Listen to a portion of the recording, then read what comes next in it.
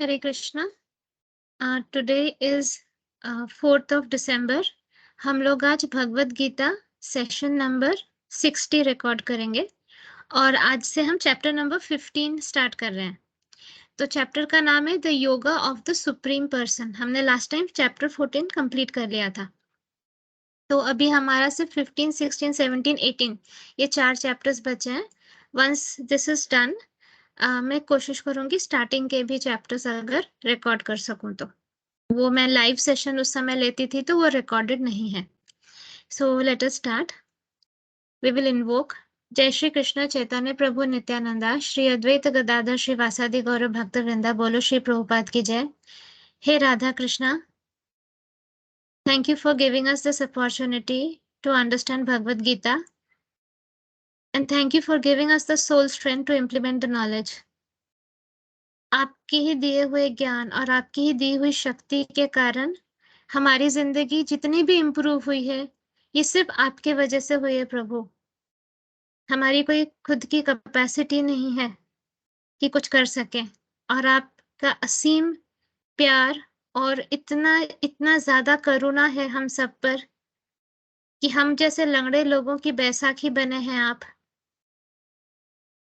और आप ही हमें हर दिन सारी कठिनाइयों को फेस करने की हिम्मत देते हैं और हौसला देते हैं कि हम आगे बढ़ते रहे।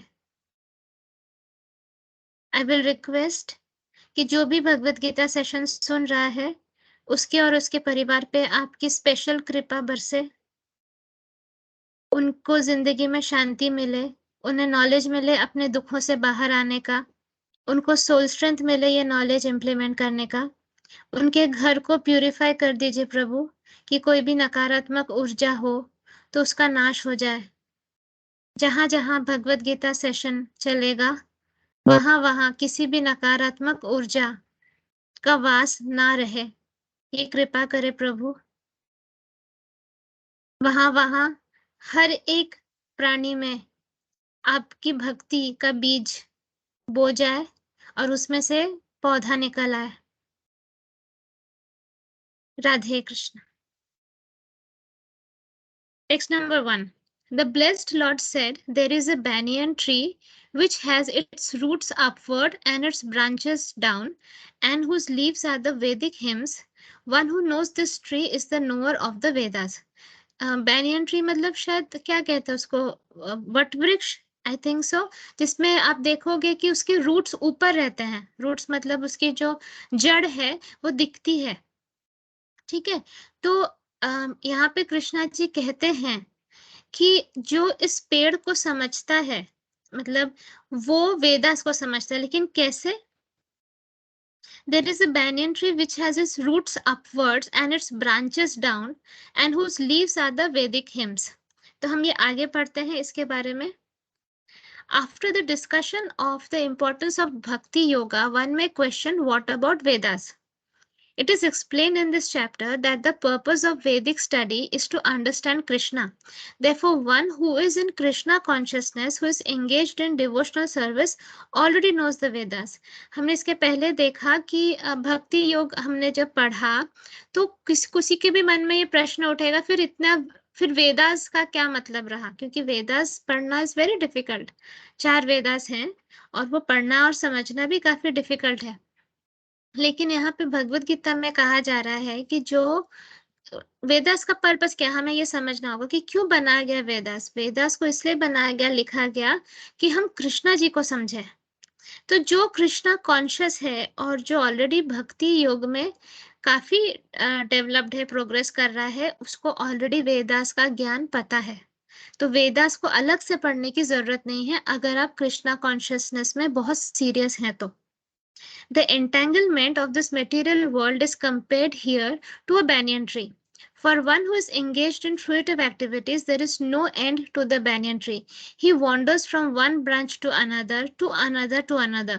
The tree of this material world has no end, and for one who is attached to this tree, there is no possibility of liberation.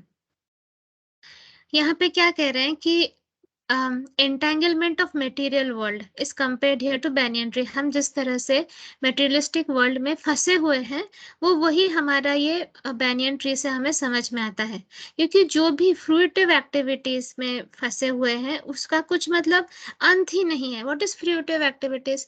हम कुछ पाने के लिए कर्म कर रहे हैं, है ना. हमें फ्रूट्स चाहिए ना, हमारे कर्मों का फल चाहिए. तो हम जो भी हम जॉब कर रहे हैं कि हमें अच्छा घर खरीद सके, हमें अच्छी बीवी मिले, हमें कार खरीद पाए, तो हम कंटिन्यूअसली अपनी मटेरियलिस्टिक पोजीशन को इम्प्रूव करने की कोशिश कर रहे हैं. हम हमारे सोल को इम्प्रूव करने की कोशिश नहीं कर रहे हैं. तो ये वही उसी का एग्जाम्पल ये banyan ट्री से समझाया गया है कि जैसे हम एक शाखा से दूसरे शाखा में भटकते रह रहे हैं और उसका कोई अंत नहीं है, क्योंकि यही है अटैचमेंट, और वहां मुक्ति का कोई चांस नहीं है. क्योंकि देखिए जब हम ये सब करते रहते हैं वी आर सफरिंग. ये तो हम सब लोग मानेंगे कि एवरी डे सरवाइव करना, पैसा कमाना, अपने घर परिवार का ध्यान रखना एक प्रकार का एंजॉयमेंट तो है ही, क्योंकि ये ना रहे तो भी प्रॉब्लम. लेकिन ये स्ट्रेसफुल भी बहुत है. अगर जॉब नहीं रहती है तो फिर टेंशन रहता है कि हम बच्चों को कैसे खाना खिलाएं.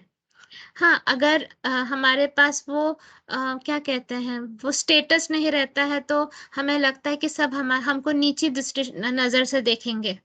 तो ये सब सफरिंग भी तो है. थोड़ा सा कुछ गलत हो जाता है हमसे जो सोसाइटी के हिसाब से नहीं होता तो सब लोग हमें गाली देने लगते हैं, नीचे दृष्टि से देखने लगते हैं. Isn't it a suffering? Society में सरवाइव करना इटसेल्फ इज अ सफरिंग. तो ये banyan ट्री के जैसे जिसका कोई अंत नहीं है. The Vedic hymns meant to elevate oneself are called the leaves of this tree.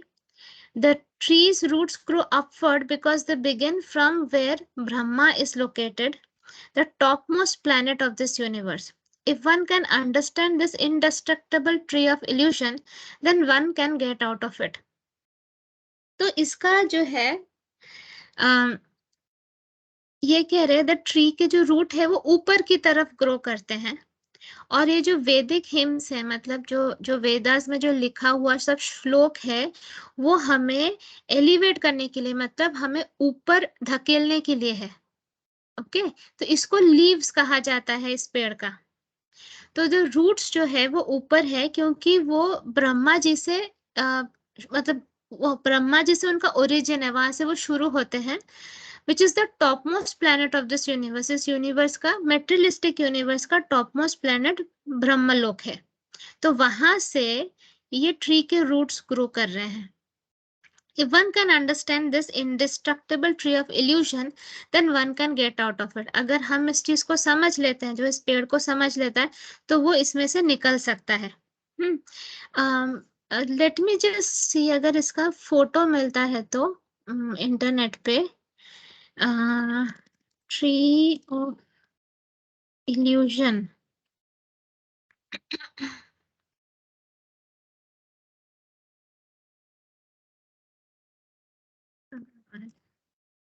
Gita.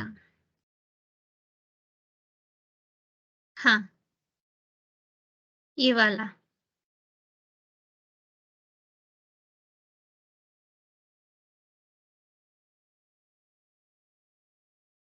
इसको मैं थोड़ा सा वो करती हूँ, जूम करती हूँ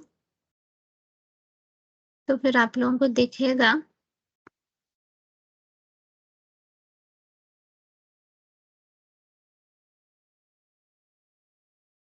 देख रहे हो, ये है वो banyan ट्री. ऊपर ब्रह्मा जी हैं और इन सबके ऊपर देखिए राधा कृष्णा है गोलक वृंदावन में. ओके, मैं ट्राई करूंगी ये फोटो भी डाल दूं.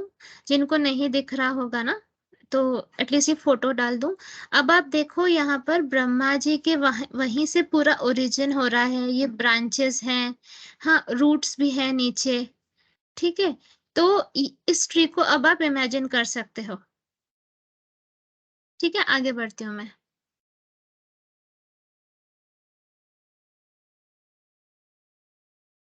This process of extrication should be understood. In the previous chapter, it has been explained that there are many processes by which to get out of the material entanglement.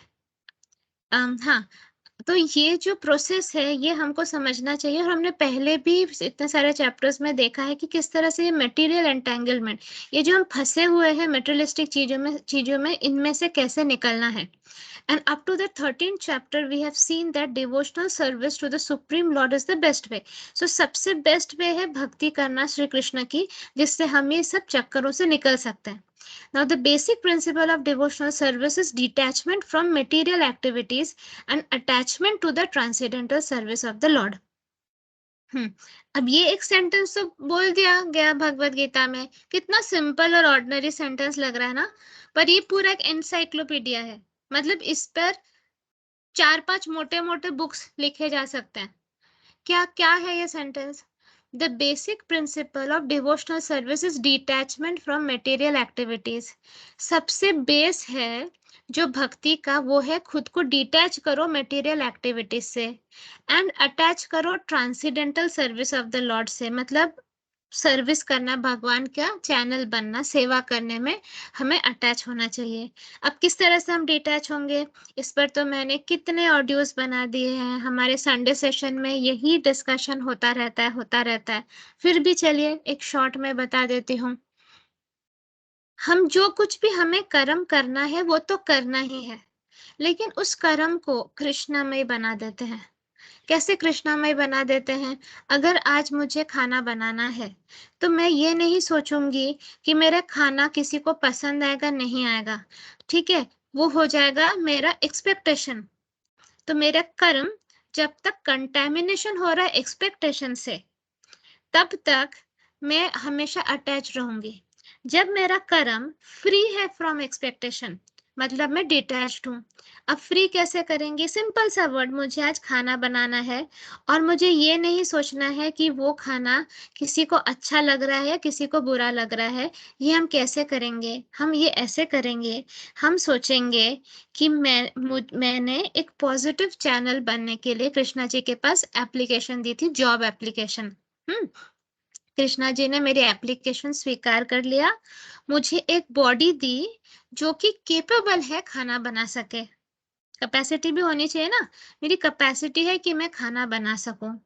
और ये खाना उनको मिलेगा जिनके पास कर्मा है खाने का, ऑलरेडी प्री पेड कर्मा। मतलब मेरे घर वाले, मेरे बच्चे, मेरे गेस्ट, जिनको भी मैं खाना खिलाती हूँ, हो गया, उनके पास कर्मा है। मैं कोई एहसान कर रही हूँ क्या? नहीं कर रही हूँ। उनके पास कर्मा है, वो कुछ आत्माएं हैं, चाहे वो मेरे बच्चे हैं, चाहे मेरे स्पाउस हो, जो भी हो, मेरे इन लॉज हो, उनके पास कर्मा है मेरे हाथ का खाना खाने के लिए। मेरे हाथ का नहीं, सिर्फ खाना खाने के लिए उनके पास कर्मा है। अब मैंने एप्लीकेशन दी थी कि मुझे पॉजिटिव चैनल बनना है, किसी के लिए खाना बनाना तो अच्छा काम है ना। मेरा एप्लीकेशन मंजूर हो गया, इसलिए मुझे इस घर की बहू बनाकर भेजा गया, किसी की माँ बनाकर भेजा गया, किसी की बीवी बनाकर भेजा गया। करेक्ट? अब जब मुझे खाना बनाना पड़ रहा है तो मैं कृष्णा जी को थैंक यू बोलूंगी कि प्रभु थैंक यू, मुझे आपने ये काम दिया, आपने मुझे इस लायक समझा कि मैं आपके काम में आ सकूं। ये किसका काम है? ये कृष्णा जी का काम है। मैं कौन हूँ? कृष्णा जी की चैनल हूँ जो उनका काम एग्जीक्यूट कर रहा है, क्योंकि इन आत्माओं के पास कर्मा है मैं खाना खाने का, और मेरे पास कर्मा था पॉजिटिव चैनल बनने का। तो ये पूरी स्टोरी ये है। इसमें मैं इम्पोर्टेंट हूँ क्या? कहीं पर नहीं। मेरे हाथ का खाना इम्पोर्टेंट है क्या? नहीं। तो जब मुझे ये रियलाइजेशन है कि ये काम मुझे कृष्णा जी ने दिया है, तो मैं डेफिनेटली उसको 100% अपने कैपेसिटी से करूंगी। करेक्ट? मैं पूरी कोशिश करूंगी वो अच्छे से करूं, क्योंकि ये काम मुझे किसने दिया है? कृष्णा जी ने दिया है। मैं मजबूरी में खाना बना रही हूँ क्या? मुझे क्या ये काम मेरे हस्बैंड ने, बच्चों ने दिया है? नहीं, ये काम मुझे कृष्णा जी ने दिया है। तो जब मैं अपना फुल 100% से ये काम करूंगी, उसके बाद जो भी प्रोडक्ट हो वो टेस्टी बने ना बने, क्या उसमें मेरा कोई रोल है? नहीं है। तो मैं डिटैच हो गई हूँ। कृष्णा जी ने काम दिया, मैंने अच्छे से किया। अब वो खाना किसी को अच्छा लगता है तो ठीक, नहीं अच्छा लगता है तो भी कोई प्रॉब्लम नहीं। तो मैंने क्या किया, फल से, कर्म के फल से खुद को डिटैच कर लिया। ओके, तो मैं क्या हो गई, मैं डिटैच्ड हो गई फ्रॉम द मटेरियल एक्टिविटीज, और मैंने क्या किया, खुद को जोड़ दिया transcendental service of the Lord से। इजी था? क्या ये सब लिखा है इसमें? नहीं लिखा है। तो ये कैसे समझ में आता है, जैसे जैसे आपकी मेंटल फैकल्टी डेवलप होती रहती है, भक्ति करते करते, लोगों की सेवा करते करते आपकी मेंटल फैकल्टी डेवलप होती है, तब ये एक सिंपल सेंटेंस का मतलब आपको समझ में आता है, जो कि सिंपल नहीं था बाय द वे। ओके, अब हम आते हैं ऑफिस वाली बात पे। ये तो चलिए हाउसवाइफ के लिए हो गया। ऑफिस, आपने एप्लीकेशन दी जॉब की, किसको, कृष्णा जी के पास, कि मुझे एक पॉजिटिव चैनल बनाइए कि मैं पैसा कमा सकूं और किसी को हेल्प कर सकूं। अब आपके घर वाले जो जॉब नहीं करते, उनके पास प्रीपेड कर्मा है कि उनको घर बैठे खाना खाने को मिलेगा। ओके, आप कौन है, एक पॉजिटिव चैनल जिसके पास कर्मा था to become a positive channel. ठीक, आपने एप्लीकेशन दी, आपको कृष्ण भगवान ने अलाउ कर दिया, ठीक है तुम जॉब करोगे। अब आप जॉब करके, आप जब जॉब करते हो वहां पे आपको बहुत सारे डिफिकल्ट सिचुएशंस फेस करने पड़ते हैं। बॉस गाली देता है, को वर्कर्स आपके आपके साथ ईर्ष्या करते हैं, जेलस होते हैं, आपका लेग पुलिंग करने की कोशिश की जाती है, मतलब आपको नीचा दिखाने की कोशिश की जाती है, हजार टाइप के प्रॉब्लम, ट्रैफिक फेस करो, सब कुछ। ये सब करके जब आप घर आते हो, तब आप क्या अपने वाइफ पे चिड़चिड़ कर सकते हो? नहीं कर सकते हो, क्योंकि एप्लीकेशन आपने ही दी थी। ओके, आपके वाइफ के पास ये कर्मा है कि बैठ के खाए, इस प्रीपेड कर्मा, समझ गए? हाँ, आपकी वाइफ खाना बनाएगी, अगेन वो उसका एप्लीकेशन था to be a positive channel, तो आप भी बैठ के खाओगे, करेक्ट? तो अब आपको अगर प्रमोशन नहीं मिलता, वो किसने सैंक्शन किया, कृष्णा जी ने। आपके बॉस का कोई रोल नहीं है आप पे, इट्स ऑल योर कर्मा। आपका कर्म ऐसा रहेगा, भगवान को ऐसा लगेगा, तो आपको प्रमोशन मिलेगा, नहीं रहेगा आपको नहीं मिलेगा। ठीक है, अब आपको डिटैच्ड होकर काम करना है। जब आप ऑफिस का काम कर रहे हो, आपको ये दिमाग में रखना है कि कृष्णा जी ने मुझे ये काम दिया है, मुझे बेस्ट ऑफ माय एबिलिटी करनी है। मेरा कोवर्कर गंदा है, वो नालायक है, वो आलसी है, वो नहीं करता तो मैं क्यों करूं, ये नहीं होना चाहिए आपका इंटेंशन बिल्कुल भी। क्योंकि कृष्णा जी सबको देख रहे हैं, आपको भी देख रहे हैं। ये आप अगर करोगे, नेक्स्ट टाइम आप जब एप्लीकेशन दोगे, आपको जॉब नहीं मिलेगी।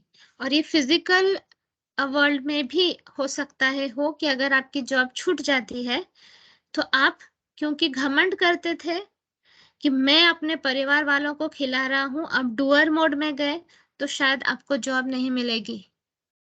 आपको ये थॉट्स पूरे अलाइन करके पश्चाताप करने की जरूरत है, डीप में समझकर। तो ये जब आप समझ गए कि ये कृष्णा जी की कृपा है कि मुझे जॉब मिली, और ये इन लोगों का कर्मा है कि उनको बिना जॉब किए भी खाना खाने को मिल रहा है। मैं तो सिर्फ एक स्पून हूँ बिरयानी का। बिरयानी बनाया कृष्णा जी ने, पैसा है इन मेरे घर वालों के पास, मैं हूँ स्पून जो बिरयानी लेकर उनके प्लेट में डाल रहा हूँ। तो मैं इम्पोर्टेंट हूँ क्या? जिस दिन इनका कर्मा खत्म हो जाएगा, उनको ये बिरयानी नहीं मिलेगी, तो मेरा तो वैसे भी कोई रोल नहीं है, मैं तो सिर्फ स्पून हूँ। तो जब आप ये हमेशा अपने आप को रीइटरेट करते रहोगे, रीइटरेट करते रहोगे, याद दिलाते रहोगे, याद दिलाते रहोगे, आप देखोगे आपका ईगो भी कम हो रहा है, आपका ग्रज भी कम हो रहा है, आपका गुस्सा भी कम हो रहा है, आपका पेन भी कम हो रहा है। पेन क्यों कम हो रहा है? क्योंकि जब आप डूअर मोड में रहते हो, तब आप हीरो रहते हो। मैं कमा रहा हूं, ये क्या करती है दिन भर? ये दिन भर बस बैठे बैठे टीवी देखती है, हम्म, और अपनी मम्मी को फोन करती है, अपने फ्रेंड को फोन करती है, कुछ काम नहीं करती। ये आप करते हो, तो आपका ग्रज डेवलप होता है। आप मैं बेचारा वाला मोड में चले जाते हो। हाँ, और फिर आपको स्वयं मतलब खुद से बनाया हुआ दुख आप अपने लिए कर लेते हो। लेकिन जब आपके पास ये नॉलेज है कि बेटा उसका उसका प्रीपेड सर्विस है ये। हम्म प्रीपेड सर्विस मतलब कैसा? आपने अमेजोन से कुछ मंगवाया और आपने ऑलरेडी क्रेडिट कार्ड से पे कर दिया है, तो जब अमेजोन वाला डिलीवर करने आया तब आप बस डिलीवरी बॉय हो। तब आप वो कस्टमर से बोल नहीं सकते मेरे को पैसा दे। कस्टमर कहेगा मैंने पहले पे कर दिया है। तो आप कोई एहसान नहीं कर रहे हो, आप एक डिलीवरी बॉय हो जिसने एप्लीकेशन दी थी और आपकी एप्लीकेशन को एक्सेप्ट करके आपको डिलीवरी बॉय का रोल दिया गया। उसी तरह आप अपने फैमिली में भी डिलीवरी बॉय हो। जब आप ये समझ लोगे, आपको गुस्सा आएगा क्या? नहीं आएगा ना। वो ग्रज आएगा क्या? नहीं आएगा। तो खुद की बनाई हुई पेनफुल दुनिया से भी आप बाहर आ जाओगे। इतना अच्छा कर्मा बनाओ और अच्छा कर्मा बनाओ कि नेक्स्ट टाइम शायद आपको डिलीवरी बॉय ना बनना पड़े, आप भी बैठ के खा पाओ। So it is all about our karma. तो किसी को नीचा मत दिखाइए, किसी को भी नीचा मत दिखाए। हर एक का रोल प्री डिसाइडेड है। एक फीमेल को घर के काम संभालना सब कुछ जरूरी होता है, वो नहीं करेगी तो मेल भी फोकस नहीं कर पाएगा अपने जॉब पे। अगर मेल बाहर जाकर काम नहीं करेगा तो फीमेल भी घर के सिर्फ काम करके सरवाइव नहीं कर सकती। तो दोनों को मिलजुल कर शांति से प्यार से एक दूसरे को अप्रिशिएट करते करते जिंदगी को बिताना है। और ये तभी होगा अगर आप डिटैच्ड हो। तो आप अटैच्ड होगे, मैं रहोगे तो आप कभी भी शांति से नहीं रह सकोगे। फिर भक्ति तो बहुत दूर की बात है। Transcendental service of the Lord तो बहुत बाद में आता है। जब ये कुत्ते बिल्ली का खेल खत्म हो तब जाके कृष्णा जी कहीं दिखते हैं, वो भी बहुत बाद में। अदरवाइज मैक्सिमम लोग किस चीजों में उलझे हुए हैं? उसने ऐसा किया, उसने ऐसा किया, मैंने कितना कुछ किया, उसने कुछ भी नहीं किया, इसी में सब है घूम रहे। मैंने ये किया, उसने ये कुछ भी नहीं किया। मैं करके एक बड़ा सा बलून। अरे हम कुछ नहीं, ऐसे ऐसे चुटकी बजाएंगे ना कृष्णा जी, हमारा अस्तित्व खत्म हो जाएगा। किस बात का वो है? सो बचपन में एक पोयम मैं बोलती थी। Actually it's not the right platform, आप लोग बहुत गाली दोगे मुझे, तो मुझे उसको थोड़ा सा मॉडिफाई करना पड़ेगा। आई एम वेरी सॉरी अगर ये किसी के दिल को हर्ट करता है। इट इज जस्ट एक बचपन का पोयम। प्लीज इसको दिल पे मत लीजिए। आई डोंट नो मैंने पहले भी बोला है क्या नहीं। तो ये इस तरह से शुरू होता है। नाग बोला मैं बड़ा। तो शिवजी बोले तू कहाँ से बड़ा, तू तो मेरे जटा में जड़ा। शिवजी बोले मैं बड़ा। तो पर्वत बोला तू कहाँ से बड़ा, तू तो मेरे चोटी पे खड़ा। पर्वत बोला मैं बड़ा।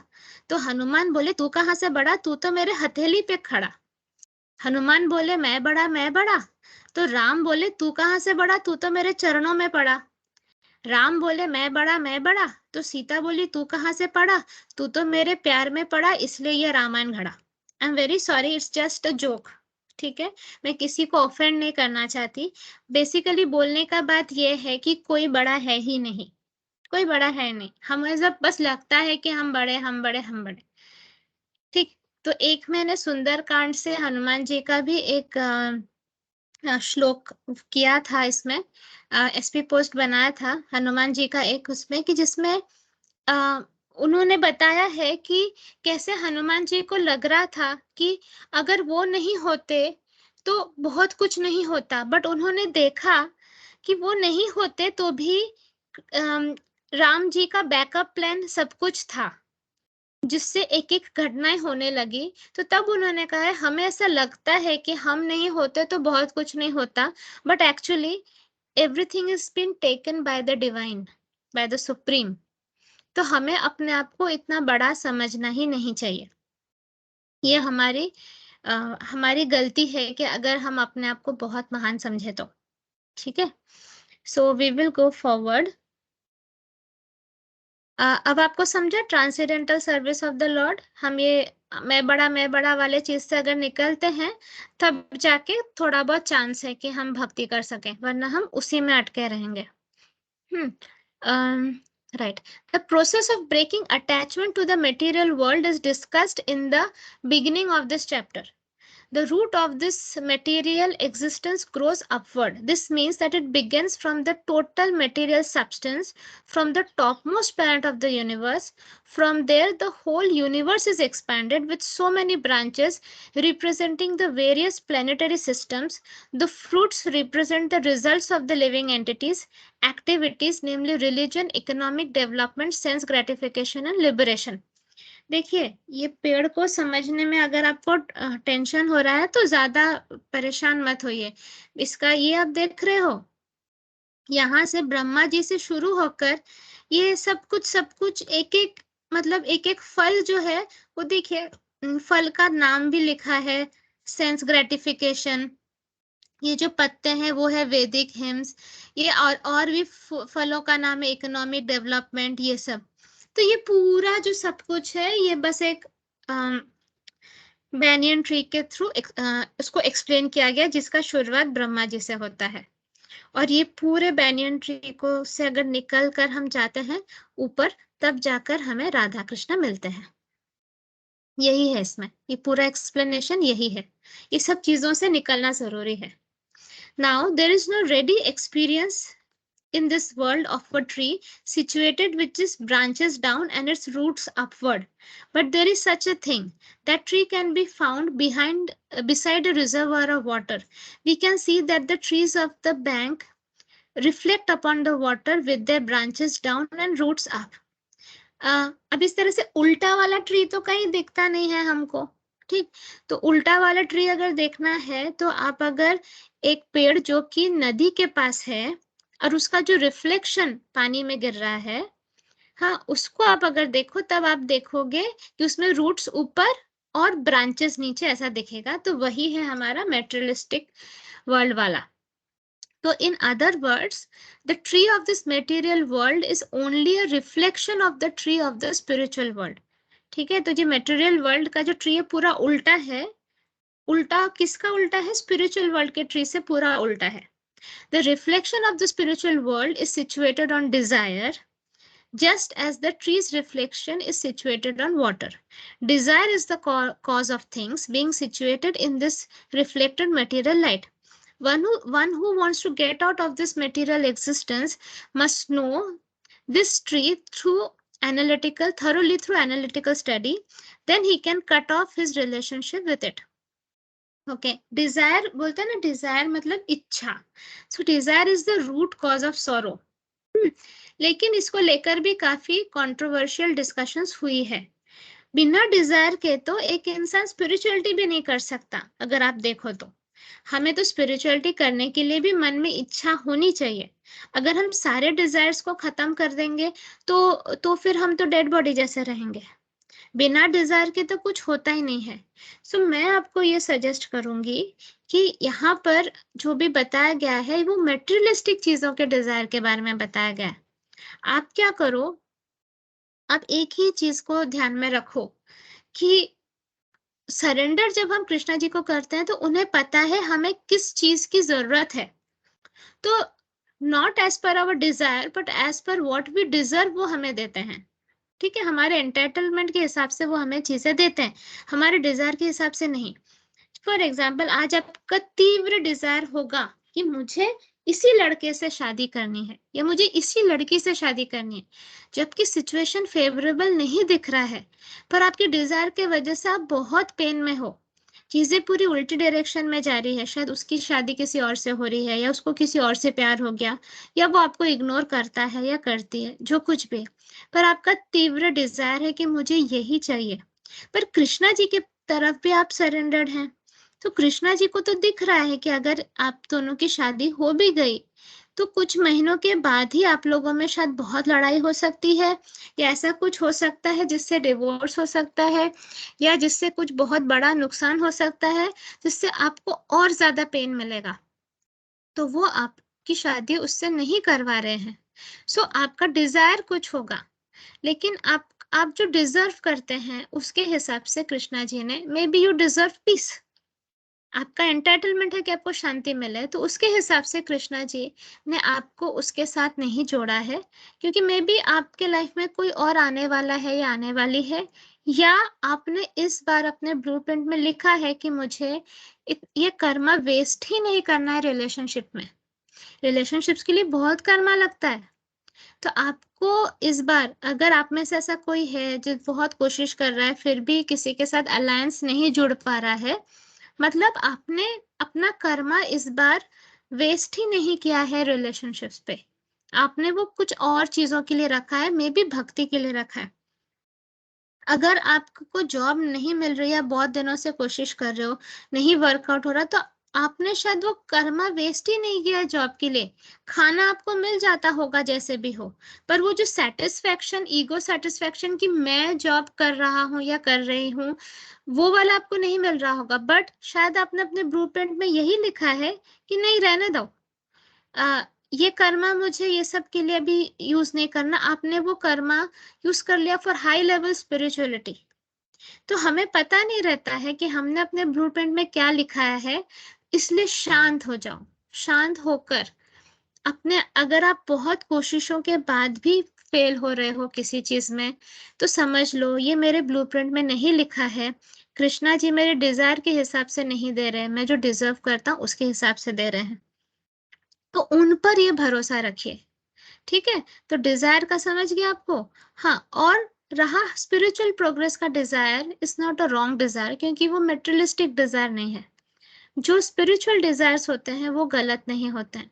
तो you can have spiritual desires, desires जिसमें यूनिवर्स का अच्छा हो रहा है, those desires are also not wrong.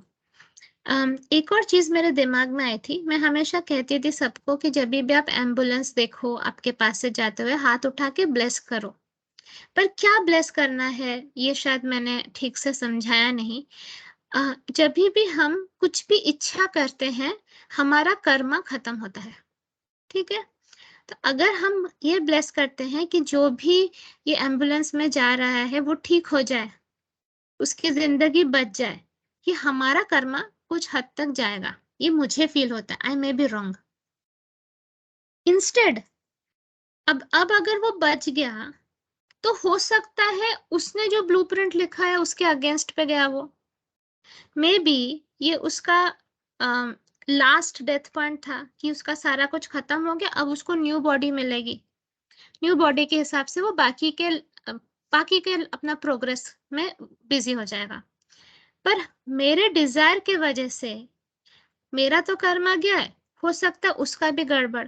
तो इसका मतलब क्या, फिर हम ब्लेस ना करें? नहीं, हम ब्लेस जरूर करेंगे।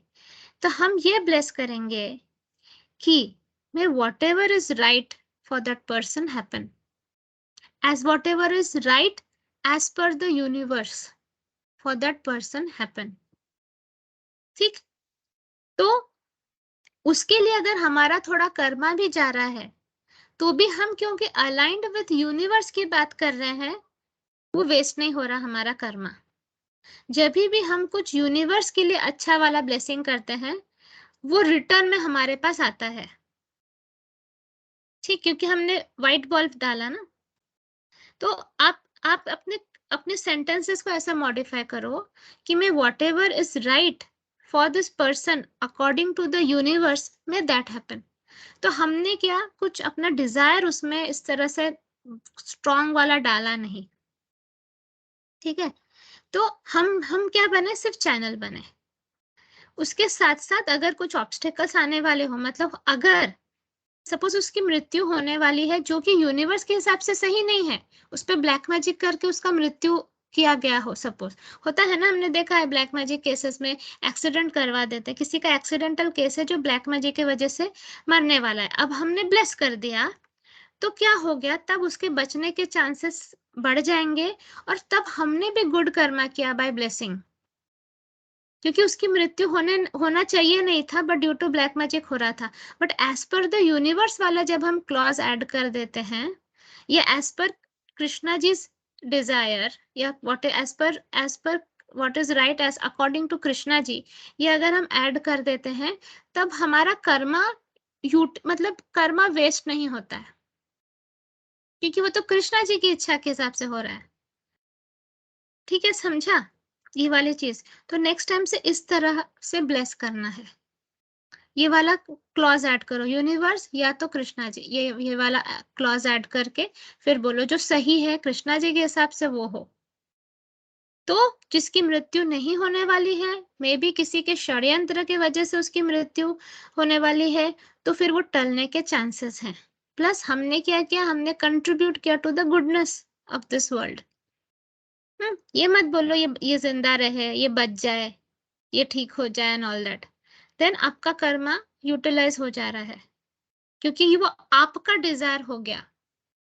हर डिजायर को फुलफिल होने के लिए कर्मा चाहिए। ठीक, वो आपका डिजायर है। अब आपका डिजायर के हिसाब से वो जाएगा कार्मिक बोर्ड के पास कि उसको सैंक्शन करना है कि नहीं। कार्मिक बोर्ड भी देखेगा कि इसके पास कर्मा है कि नहीं, ये जो पर्सन मरने वाला है उसके पास कर्मा है कि नहीं। पर आपने अपना कर्मा यूज करके एक विश कर दिया, तो मे बी आपका कर्मा यूटिलाइज करके वो सैंक्शन भी हो जाए। हमें तो अभी इतने इंट्रिकेट डिटेल्स पता नहीं है ना, तो हम क्यों फंसे ये सब चीजों में। हम अच्छा चाहते हैं, नो मैटर व्हाट, हम अच्छा चाहते हैं, पर मैं अच्छी हूं, ये बहुत डेंजरस चीज है। उसमें मैं हीरोइन हो जा रही हूँ। क्या करना है, डुअर मोड से निकलना है। ब्लेसिंग में भी डुअर मोड से निकलना है। तो ब्लेसिंग में क्या विश करेंगे कि कृष्णा जी के हिसाब से जो सही है वो हो इस इंसान के साथ। तो हमने ब्लेस भी कर दिया, हम गुड चैनल भी बन गए, प्लस हमने कोई रूल ब्रेक नहीं किया, हमने कुछ कांड नहीं किया। इजी, ये समझा? ये मेरा सजेशन है। जैसे मैंने कहा, I may not be right, I may be wrong, पर मैं ये करूंगी। आपके ऊपर है, आपको ये सही लगता है तो आप करिए। ठीक है, ओके। अब देखते हैं आगे। This tree being the reflection of the real tree is an exact replica. Everything is there in the spiritual world. The impersonalists take Brahma to be the root of this material tree, and from the root, according to Sankhya philosophy, come Prakriti, Purusha, and then the three gunas, then the five gross elements, Pancha Mahabhuta, then the 10 senses, the Shendriya, mind, etc. In this way, they divide up the whole material world. Okay. इम्पर्सनलिस्ट मतलब जो निराकार भगवान पे विश्वास करते हैं, वो कहते हैं कि ब्रह्मा जो है वो रूट है इस पूरे मटेरियलिस्टिक वर्ल्ड के ट्री का। रूट से ही क्या आता है सांख्य फिलोसफी के हिसाब से, प्रकृति और पुरुषा। ठीक, तो प्रकृति और पुरुष का आप मैंने बताया था वो कंबाइन होते हैं। प्रकृति इज नेचर, पुरुषा इज विष्णु जी, और वहीं से फिर निकलता है 3 गुण, राजसिक, सात्विक, तामसिक, और फिर उसी में से 5 ग्रॉस एलिमेंट्स पंच महाभूत निकलता है, और फिर वहीं से निकलता है 10 सेंसेस, हमारे जो भी इंद्रियां हैं, 10 इंद्रियां। तो इस तरह से वो लोग they in this way they divide up the whole material world. If Brahma is the center of all manifestations, then this material world is a manifestation of the center by 180 degree, and the other 180 degree constitute the spiritual world. The material world is the perverted reflection. So the spiritual world must have the same variegatedness, but in reality, the Prakriti is the external energy of the Supreme Lord, and the Purusha is the Supreme Lord himself, and that is explained in Bhagavad Gita. Hence, this manifestation is material, it is temporary. A reflection is temporary, for it is sometimes seen and sometimes not seen. But the origin from whence the reflection is reflected is eternal. The material reflection of the real tree has to be cut off. When it is said that a person knows Vedas, it is assumed that he knows how to cut off attachment to this material world.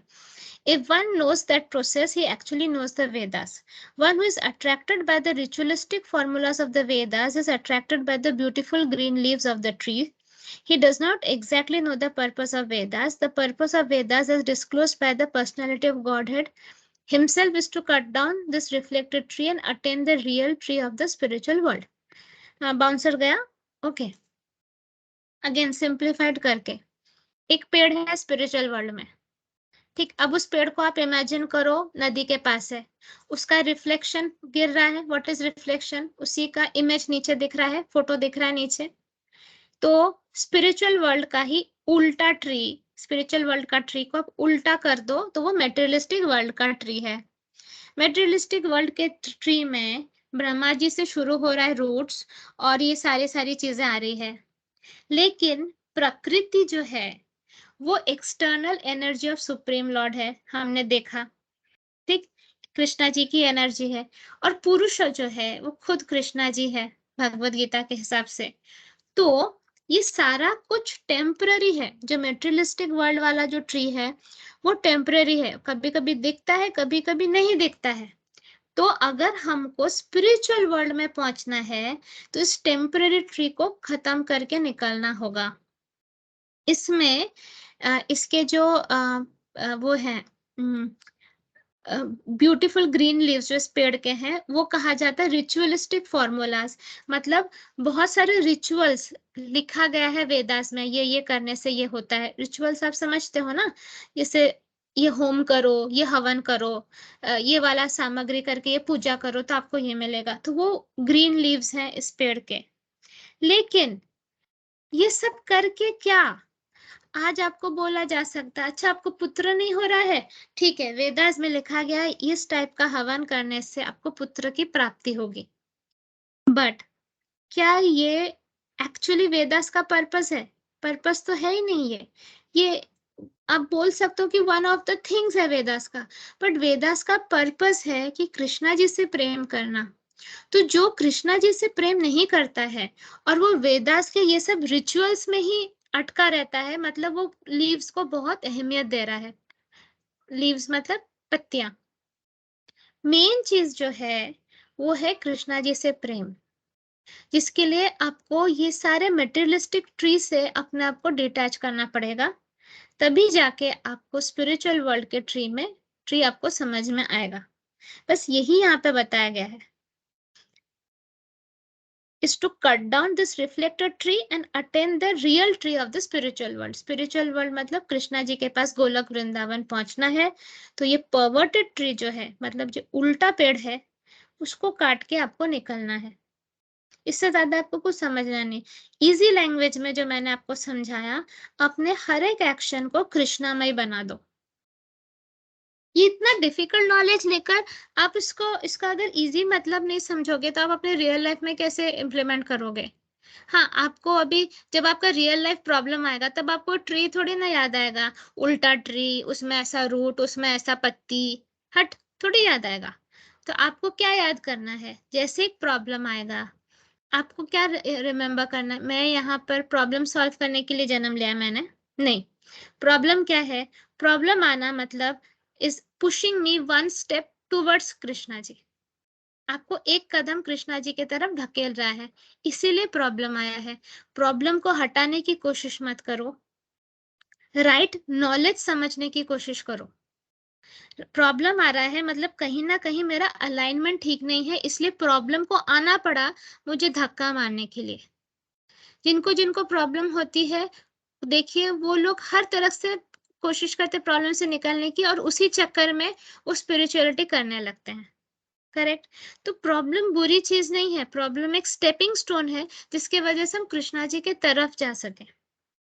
तो problems से डरना नहीं है, problems को हटाने की कोशिश नहीं करना है। जैसे ही आप राइट चीज करोगे एज पर यूनिवर्स, प्रॉब्लम चली जाएगी। ये बात समझ लीजिए। और जब हम अपने आप को उतना महान नहीं समझेंगे, हम हर एक चीज में कृष्णा को देखेंगे, हर एक चीज कृष्णामय कर देंगे, तो प्रॉब्लम्स हमारा क्या बिगाड़ सकती है? क्या होगा वर्स्ट केस में? बिना खा पी के मरना पड़ेगा ना, तो वो तो वैसे भी मरना पड़ेगा, मरना ही पड़ेगा ना। मरने से वर्स्ट चीज क्या हो सकती है? तो अगर ऐसा है तो मैं हमेशा जैसे बोलती हूँ, कुछ पैसे अलग से कोने में रख दो कि आप ट्रेन लेकर वृंदावन तक जा सको, वहां पर अपने बॉडी को त्याग करो। हो सकता है नेक्स्ट लाइफ आपकी बेटर हो, वृंदावन में मृत्यु हुई है तो। ये कोशिश करो, इतना पैसा रखो साइड में, ये ट्रेन लेकर आप वहां तक पहुंच सकते हो और वहीं पर अपना देह त्याग करो। वर्स्ट केस सिचुएशन ये, और वर्स्ट केस ना है तो वैसे भी कभी ना कभी तो मरेंगे ना। लेकिन मरने के पहले अगर हम सिर्फ प्रॉब्लम्स हटाने के उसमें ही पड़े रहे, अगर हम मेटेरियलिस्टिक ग्रोथ में ही उलझे रहे, तो कुछ फायदा ही नहीं हुआ ना इस लाइफ का। मतलब क्या हुआ, आपको स्कूल में भर्ती किया कि आप एबीसीडी सीखो, आप कंटिन्यूअसली अपना टेबल, अपना चेयर, अपना पेंसिल, आपका इरेजर, आपकी टीचर की साड़ी, आपकी खिड़की पे कितने मकड़ी बैठे हैं, खिड़की के बाहर कितने चिड़िया उड़ रही है, इसी पे ध्यान रहा। एबीसीडी तो पढ़ ही नहीं पाए, तो पूरा वेस्ट हुआ कि नहीं? है ना? आप कंटिन्यूअसली बोल रहे हैं कि मुझे मच्छर काट रहा है, मेरी टेबल टेढ़ी है मैडम, मैडम मेरे पेंसिल में ना नोक ही नहीं है, वो टूट गया है, मेरे पास शार्पनर ही नहीं है, मैडम ये इरेज ही नहीं हो रहा है, मैडम आपने ये वाली साड़ी क्यों पहनी, मैडम मुझे ना वहां पर ना चिड़िया दिख रही है, उसको कुछ तो प्रॉब्लम है। आपका ध्यान एबीसीडी में ही नहीं है, तो आपका वो पूरा साल जो स्कूल में आपने बिताया वो पूरा वेस्ट हो गया ना। तो यही हो रहा है ना हम सबके साथ। तो ये पूरा जो अभी तक मैंने बक-बक किया, उसका सिर्फ यही मतलब है कि हर एक चीज़ में कृष्णा जी को लेकर आओ। हर एक चीज़ में। आपका पर्पस ऑफ वेदा, मतलब मैं आप लोगों को बचा रही हूँ कि इतनी मोटी-मोटी जो वेदास की बुक है वो पढ़ने की ज़रूरत नहीं है। अगर आपको कृष्णा जी से इश्क हो गया तो। अगर आपके हर चीज़ में कृष्णा आ गए, यू डोंट नीड वेदास। यही है वेदास। पर्पस ही यही है। मैं थोड़ी बोल रही हूँ, भगवद गीता में लिखा है। तो पोथी पढ़ी पढ़ी जगमुआ, पंडित भया न कोई, ढाई आखर प्रेम के पढ़े सो पंडित होए। संत कबीर ने बोला है। तो मोटी मोटी पोथी पढ़कर भी अगर आप प्रेम ना सीख पाए, प्रेम ही तो कृष्णा है, प्रेम ही तो राधा है, वही नहीं कर पाए, तो क्या मतलब हुआ फिर? ना उद्धव जी को भी, उद्धव वॉज वेरी ज्ञानी, उद्धव गीता भी है, मैंने कहा है ना, उद्धव गीता भी मैं स्टार्ट करूंगी। तो कृष्णा, उद्धव जी बहुत इंटेलिजेंट थे, वो कृष्णा जी के कजन थे। तो बहुत इंटेलिजेंट, बहुत टैलेंटेड, सब कुछ अच्छा, लेकिन उनको प्रेम ही नहीं समझ में आया था। तब कृष्णा जी ने उनको राधा माँ के पास भेजा। उद्धव जी ने सोचा राधा माँ को जाके प्रवचन दूंगा। फिर राधा माँ ने जो जो उनसे बातें की, उससे उद्धव जी सर पकड़ के बैठ गए कि अब तक फिर मैंने किया क्या? तो राधा माँ is the destination, Prem, love का डेस्टिनेशन है वो, मतलब शी इज लव। और राधा माँ is the power house of Krishna. तब आप सोचो, कृष्णा क्या है? He is love. तो लव ही सीखना है, वही सिखाने राधा कृष्ण आए भी नीचे। हम वही नहीं सीख पाए। हमने लव को सिर्फ सोचा कि लव लेटर लिखना, I love you, you are very hot. ये आजकल के बच्चों को लव का मतलब यही है कि वो हॉट दिखता है, वो हॉट दिखती है, यही इसको आई लव यू बोल दो, यही है लव। लव क्या है? लव को तो कोई समझा ही नहीं। राधा कृष्ण आए भी सिखाने। तो हमें ये समझना बहुत जरूरी है, जब हम सब में कृष्णा को देखें, दैट इज लव। जब हमारे मन में किसी को कुछ कुछ नुकसान करने का भाव आए, पर हमारे हाथ रुक जाए ये सोचकर कि इसको तो कृष्णा ने बनाया है, इसमें भी तो कृष्णा जी का वास है, दैट इज लव। अगर हम बहुत दुखी हैं और हमें लग रहा है कि मेरे साथ बहुत गलत हो रहा है, लेकिन हम ये सोचते हैं कि नहीं, पर कृष्णा जी तो सबसे प्रेम करते हैं, मुझसे भी प्रेम करते हैं, तो जो मेरे साथ हो रहा है वो कृष्णा जी का प्यार ही तो है, और मैं उसे नतमस्तक होकर ग्रहण करूंगी, दैट इज लव। जब अपने हर परेशानी में आपको लगे कि अगर इससे यूनिवर्स, अगर ये यूनिवर्स के हिसाब से सही है, भले मेरे हिसाब से सही नहीं है, पर यूनिवर्स के प्लान में ये प्रोग्रेसिव स्टेप है। यूनिवर्स के ने ये लिखा है जैसे कि उन्होंने जो डिसाइड किया है वो आगे बढ़े, और उसको हम एक्सेप्ट करते हैं बिना दुखी होके, दैट इज लव। किसी इंसान के लिए बिना कुछ फायदा सोचकर उसके लिए अच्छा करना इज लव। लेकिन उसको कृष्णामय बनाना is highest form of love. आप किसी को हेल्प कर रहे हो, किसी का टायर पंचर हो गया, आप उसको खड़े होकर आपने उसको हेल्प कर दिया, दैट इज लव डेफिनेटली। पर किसी को कृष्णामय बनाना, किसी के लाइफ में कृष्णा जी को इंट्रोड्यूस करना और ऐसे भाव में इंट्रोड्यूस करना कि वो फिर कभी कृष्णा को ना छोड़े, that is pure love of highest quality. तो अब तक बच्चों को क्या समझ में आता, बच्चे छोड़िए अडल्ट्स को क्या समझ में आता, जो जो लड़ते हैं कपल्स, तुम मुझसे प्यार नहीं करते, हाँ तुम मुझसे प्यार नहीं करती, तुमने ये क्या, वो क्या, अरे क्या प्यार, दैट इज नॉट प्यार, दैट इज व्यापार। प्यार और व्यापार, व्यापार में डिफरेंस है भैया। प्यार को समझने के लिए कृष्णा को समझना होगा, और कृष्णा को समझने के लिए खुद से खुद को डिलीट करना पड़ेगा। जब तक मैं वाला भावना मन में रहेगी, तब तक कहाँ से हम कृष्णा को समझ पाएंगे।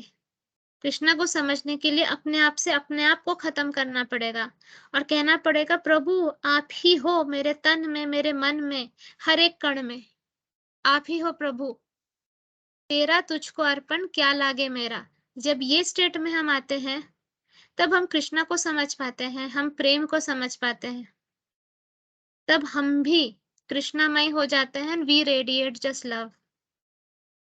तो इस तरह होना है। ठीक है, हम फिर नेक्स्ट वर्स में चलते हैं।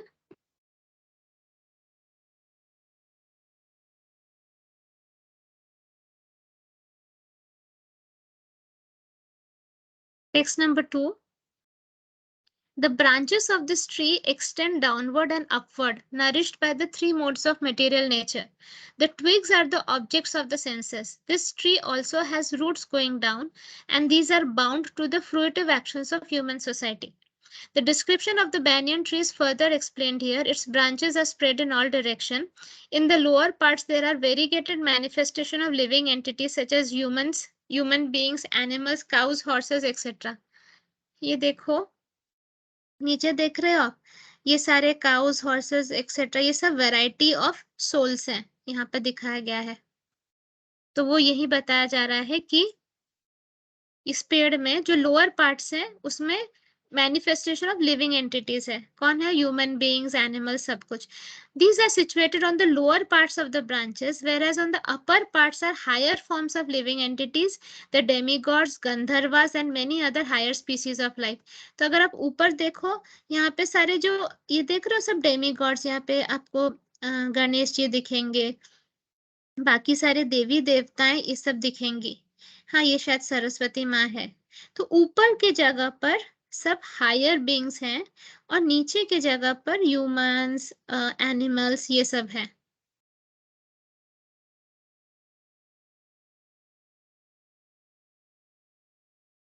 The demigods, Gandharvas, fairies, and many other higher species of life.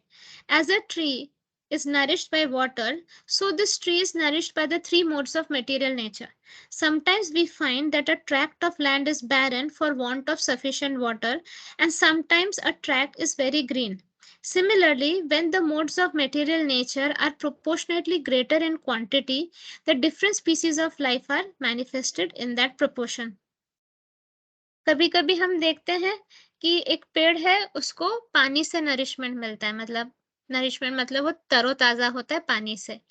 सो मतलब जब हम देखते हैं कि जिस तरह से एक ट्री को पानी से नरिशमेंट मिलता है, उसी तरह मटेरियलिस्टिक नेचर का जो ट्री है, वो three modes of material nature से उसको नरिशमेंट मिलता है। मतलब कौन से? वो mode of ignorance, mode of passion, mode of goodness से उसको नरिशमेंट मिलता है। Sometimes we find that a tract of land is barren for want of sufficient water, and sometimes a tract is very green. Similarly, where the modes of material nature are proportionally greater in quality, the different species of life are manifested in that proportion. मतलब कहीं कहीं पर हम देखते हैं कि पूरा desert है, वहां पे कुछ भी नहीं मिलता है क्योंकि वहां पे पानी नहीं है। तो उसी तरह कहीं कहीं पे बहुत ग्रीनरी रहता है। उस टाइप से ही ये ट्री में भी बताया गया है, जहां पर बहुत ज्यादा मोड्स ऑफ नेचर का मैनिफेस्टेशन है, क्वांटिटी है, वहीं पर स्पीसीज ऑफ लाइफ का भी प्रोपोर्शन ज्यादा है। The twigs of the tree are considered to be the sense objects. By development of the different modes of nature, we develop different senses, and by the senses, we enjoy different varieties of sense objects.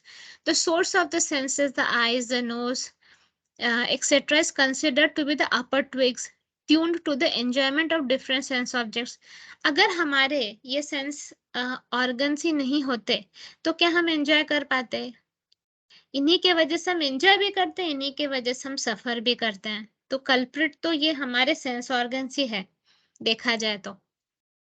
ठीक है, तो इनको कहा जाता है अपर twigs, मतलब ऊपरी जो ब्रांचेस है ना, छोटे छोटे जो ऊपर वाले जो है इस पेड़ के, वो है हमारे ये sense organs. The leaves are sound form touch the sense objects. The roots, which are subsidiary, are the byproducts of different varieties of sufferings and sense enjoyment. Thus, we develop attachment and aversion. The tendencies towards pity and impity are considered to be the secondary roots spreading in all direction. The real root is from Brahmalok, and the other roots are in the human planetary system. After one enjoys the results of virtuous activities in the upper planetary system, he comes down to this earth and renews his karma for fruitive activities for promotion. This planet of human beings is considered the field of activities. तो जो मैंने कहा कि ये पूरा materialistic वाला है ना, इसमें ब्रह्मलोक सबसे ऊपर है। तो जब आपका कर्मा खत्म हो जाता है, आपको फिर से अर्थ पे आना पड़ता है कर्मा बनाने के लिए, और फिर से आपका प्रमोशन होता है ऊपर। लेकिन हमें अगर इस पूरे ट्री से निकलना है, इस मेटेरियलिस्टिक से निकलना है, हमें भक्ति करनी पड़ेगी, जिससे कि हम डायरेक्ट गोलोक वृंदावन पहुंच सके। तो हम लोग ऑलमोस्ट 1 घंटा हो गया, होने को आ रहा है, 56 मिनट्स हुए हैं। ये क्या है? नहीं, ये बड़ा है। तो हम लोग चैप्टर 15 टेक्स्ट नंबर 2 पे खत्म करते हैं आज का सेशन। आप ट्री को जितना समझ पाए उतना ठीक है, बट मैंने आपको मूल सारांश समझा दिया कि ट्री को समझने का मतलब है कि हमें इस मटेरियलिस्टिक चीजों से निकलना है और कुछ नहीं। और वो हम गृहस्थ जीवन में भी कर सकते हैं। हमें कोई हिमालय नहीं जाना है, हमें संन्यास नहीं लेना है, हमें हर सब कुछ को कृष्णामयी बना देना है। तो हम यहीं पर रहकर भी सब कुछ कर सकते हैं। There is no problem in that. ठीक है, हमें कुछ छोड़ना नहीं पड़ेगा। ओके, इसके अलावा मेरे ग्रुप मेंबर्स ने रिक्वेस्ट किया था कि शॉर्ट्स रिलीज करने को, तो पहला शॉर्ट रिलीज किया है मैंने, जिसमें 1-1 मिनट का भगवत गीता का कुछ ज्ञान जो मैंने बोला है सेशन से, उसी में से उठाया जाएगा और उसी को बनाया जाएगा। जैसे कि आप लोगों के पास क्विक रिवीजन के लिए 1 मिनट आप सुन सकते हो, तो ये धीमे धीमे और लाया जाएगा। आप लोग ये सुनिए, पर इसका पर्पस ये नहीं है कि बस आपने 1 मिनट का सुन लिया और हो गया। इसका पर्पस है कि आपको फिर वो वाले बीजी पे आके आप और अच्छे से पूरा डिटेल में ज्ञान सुनो। ठीक? ये सारी कोशिशें मैं और मेरे ग्रुप मेंबर्स मेहनत इसलिए कर रहे हैं कि जैसे भी हो हम कनेक्टेड रहें कृष्णा जी से। ये हमारे तरफ से यही कोशिश रहती है डिफरेंट डिफरेंट तरीके से कि हम कनेक्टेड रहे कृष्णा जी से। तो ये शॉर्ट्स से क्या होगा, आप लोग अपने घर वालों को सुना सकते हो जिनको इतने डिटेल में जाना भी नहीं है, लेकिन एट द सेम टाइम उनकी क्यूरियोसिटी को भी आप बढ़ा सकते हो कि ये देखो ये वाला नॉलेज बोला है और सुनना है तो चलो ये वाला बीजी सुनते हैं। इस टाइप से आप कर सकते हो, अपने बच्चों को भी सुना सकते हो और आपका भी रिवीजन होता रहेगा। तो हम लोग कोशिश कर रहे हैं ये सब भी करने की। देखिए, आप लोगों को ये समझना होगा कि हम सब भी जॉब करते हैं, हम भी थक जाते हैं, फिर उसके बाद संडे सेशन में भी बक-बक करते हैं। हमें भी घर पे खाना बनाना पड़ता है, हमें भी बच्चों को देखना पड़ता है। सो आप लोग जितना मोटिवेट करोगे इस ग्रुप को, उतना ही हम और हार्ड वर्क कर सकते हैं। इसीलिए आपके कमेंट्स, आपका फीडबैक्स वेरी इंपॉर्टेंट होता है हमारे लिए, क्योंकि कहीं कभी-कभी हम भी थक जाते हैं। ठीक है? सो अपना आपको अगर अच्छा लगता है, सो ये नॉलेज आपको हेल्प करता है, अच्छा लगता है, तो please come forward and express yourself. ये हम सबके तरफ से रिक्वेस्ट है। देखिए, मैं तो देखिए चलते ही रहूँगी, लेकिन मेरे जो ग्रुप मेंबर्स हैं, they should also get motivation ना, सम सॉर्ट ऑफ, वो भी बहुत मेहनत करते हैं, तो उनके लिए भी आप लोग अगर सोचो तो इट इज वेरी इंपॉर्टेंट कि उनको भी थोड़ा मोटिवेशन मिले। तो this is all I can request. बाकी कृष्णामयी बनते हैं सब लोग और कृष्णा जी तक पहुंचते हैं और इस लाइफ में भी खुश रहते हैं, दुख को टाटा बाय बाय बोलते हैं। So let us say the thank you prayer. जय श्री कृष्णा चैतन्य प्रभु नित्यानंदा श्री अद्वैत गदाधर श्री वासादि गौर भक्त वृंदा, बोलो श्री प्रभुपाद की जय। थैंक यू राधा कृष्णा, इतने डिफिकल्ट ज्ञान को सिंप्लीफाई करके हमें समझाने के लिए इतने डीप में। आपके बिना हमारी औकात ही नहीं है ये समझने की। Thank you for treating me like your mouthpiece. सब आप ही का ज्ञान है प्रभु, मैं कुछ भी नहीं हूँ। राधे कृष्ण।